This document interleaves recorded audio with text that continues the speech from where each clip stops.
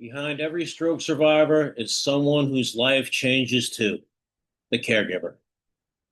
Today, I'm going to pull back the curtain on the unseen challenges, silent sacrifices, and powerful moments of hope that define the caregiver's journey. Hi, I'm Dr. Mike, and I deal with all aspects of nutrition, but I specifically deal with a lot of stroke survivors. I have a very unique perspective on this, as I am both a caregiver and a stroke survivor, so I can offer the insight from both sides. Please watch this video through as I will present information on both sides, not saying somebody's wrong, somebody's right, but it may shed a little more light on the situation that I've traveled through, and many of the people I speak to every day are going through. Here's one of the biggest things stroke survivors don't understand. And I can put myself in this thing. When things first happen, you automatically think your caregiver, which is usually somebody close to you, understands what you're experiencing and they know exactly what to do. Here's the reality. You are not doing a good job explaining to them where you're at, what's working, what's not working, why you can't walk, why you can't speak, why you're not feeling emotion, why you're not focusing, why you're not, what's a good way to put this? Why you're not understanding their words so you can give them the answer they want. Stroke survivors want you to understand this. Caregivers want to be there. They're there because they love you and they want you to get better. I'm not talking about your run-of-the-mill people that just happen to come by and help you out with something. That's helpful too. But the people who are there every day. What they see is a normal looking person in the stroke survivor. It's not like you broke your arm and have a cast on it and they help you out with some things and the cast comes off and you're better. This is, I like to call it an invisible injury. It's something that happens internally to your brain. All of a sudden now you can't walk like you once did. You can't speak like you once did. You don't have balance like you once did, but you're not able to correctly communicate this to the caregiver, and the caregiver can't understand.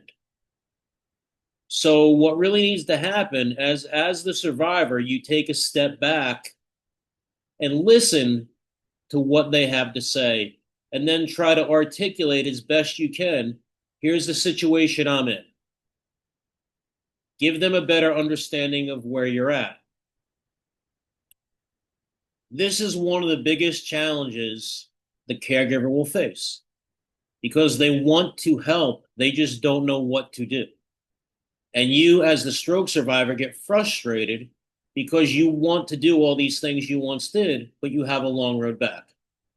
Now, that road can be very short for some people. It can last for years or a lifetime for others. The biggest thing in this is letting the caregiver know where you're at and the caregiver understand it. And taking a step back and not trying to do everything for you, which is, as a stroke survivor, exactly what you don't want. You want to still show that you can do things and you still want to do those things. The caregiver needs to be there for support. I want to walk. Well, great. You can take about 3 steps and you fall down. Okay. That person's there to study you, there to help you on that 4th step when you're going to fall down so you don't fall. They need to understand that and let you approach these situations. Being a caregiver is not an easy thing. You will lose people close to you who just cannot deal with it. I've gone through this. Everybody else I've spoken to has gone through this, where somebody you considered a member of your inner circle, we'll call it, or somebody very close to you, just can't deal and they disappear. Don't get mad at them. And as a caregiver, don't just disappear. Articulate your feelings. Always let the stroke survivor know your feelings.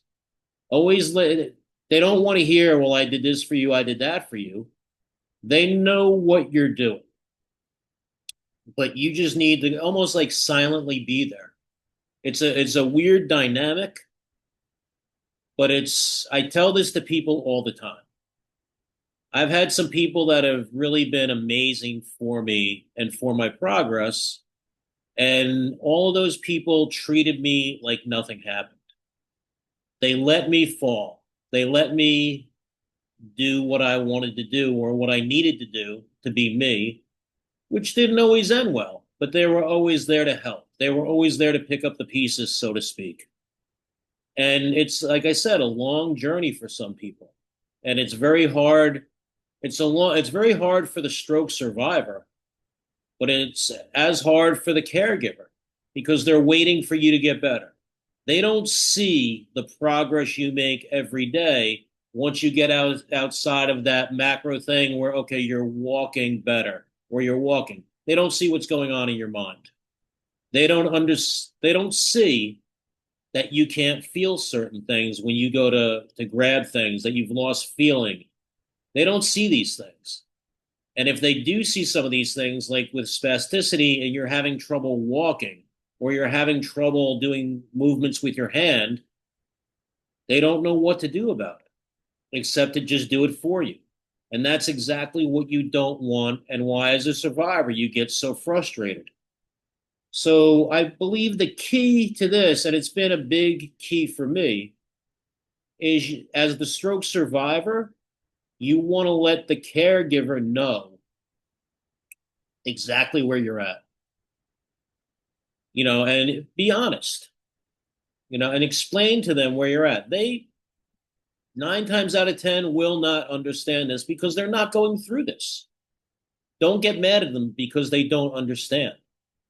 Be elated that they're there for you and take whatever help they can give you and not be a burden to them and be thankful and grateful for that because this is a very hard journey for the caregiver because, like I said, it's not a visual one. They can't see, okay, here's the problem, here's the path to recovery. And so it's very hard sometimes to be like, you know what, you were here yesterday, you were thinking better, you were having these conversations. Today, the conversation's not as good, not as clear, not as focused. They don't understand why, because the next step should be a little better. And as the stroke survivor, you don't want to understand why, you just want to make progress. So you need to factor this in. Being a caregiver is a very hard thing to be. Like I've said, I've approached it from both sides. I learned more about being a caregiver after I had my strokes. And things really started to make much more sense to me from that side once I understood, okay, here's what you're going through. I understand this. So now with people who I would consider caregivers, I don't necessarily have to speak to them every day. They see some of my progress. I can speak to them about some of my progress. And you want to be able to say, look, I've made this progress. Here's where I am today. But you don't always have that to do. So you kind of feel like you're letting them down in a way. They don't feel like you're letting them down. It's two different approaches that really to reach that happy medium, you need to be honest about your feelings, as honest as you can, and about what's going on with you. And then they can understand. And they can articulate to you, okay, here's how I feel about that. I don't understand why you're not getting better. Maybe in your head, you've taken 20 steps forward, but they can't outwardly see that. So it's hard for them to understand that. Speak to them so they can understand. Don't get frustrated. And with a caregivers, it's very easy for them to get frustrated, but it's because they're not seeing the progress that they thought they helped you achieve. So they're frustrated that you're not making progress. It's not based on them as much as it's based on you and your progress. So that's why this is a relationship. It's not a one-sided thing. I've been very fortunate, like I've said, I've had people on both sides of the coin. I've been on both sides of the coin, excuse me. And And I've had, I understood being a caregiver for people, but I never truly understood it from their end until I was actually the survivor. And I have people, thank God, who are in my life who have been there for me. And I've had people who I thought were going to be there who are no longer part of my life, and they made that decision. All I could do is say, okay. As a survivor, don't drive yourself nuts. And I hear this from a lot of people. They can't understand why certain people are not there for them. Don't try to understand that. It's very hard for some people to be in this situation as far as the caregiver goes. And yes, I know it's very hard to be there as the stroke survivor, but that's not what we're really talking about as much. We already know that. Be grateful those people that are there are there. Be open with them and don't feel bad about it. It's a big step you have to take forward, and your timeline as a survivor to getting better may take a lifetime. It may not, but you can't dictate that. And don't take that out on your caregiver. And caregivers don't get frustrated about that. Don't be like, I don't understand. I've done enough, and just walk out and get angry. Don't get angry. As a survivor, you're doing everything you can, or you should be, to help you get better. A caregiver wants to see you make that progress. They want to see you be you again. And believe me, as a stroke survivor, you want to be you again. And this is important to know. The you used to know, that you is probably gone from both you and both the caregiver.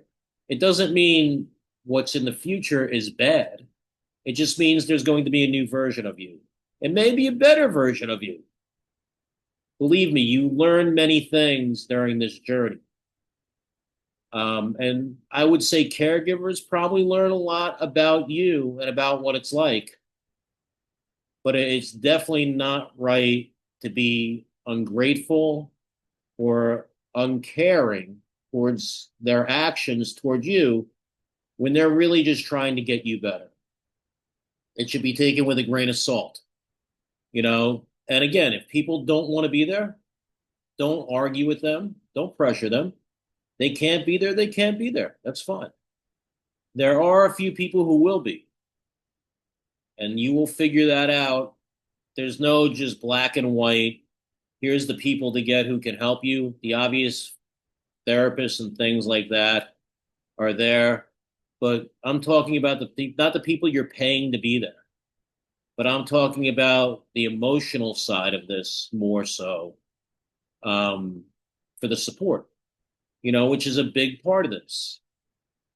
And caregivers, believe me, when they're not with you, they're thinking about what they could have done better. What more could they have done to really make you or help you get better? And they don't see that progress the further along we move, so they get frustrated, and that's understandable. But to alleviate that frustration, you need to develop that relationship. So always, please feel free to reach out to me. I speak to people about this every day, and I can get more into their situations.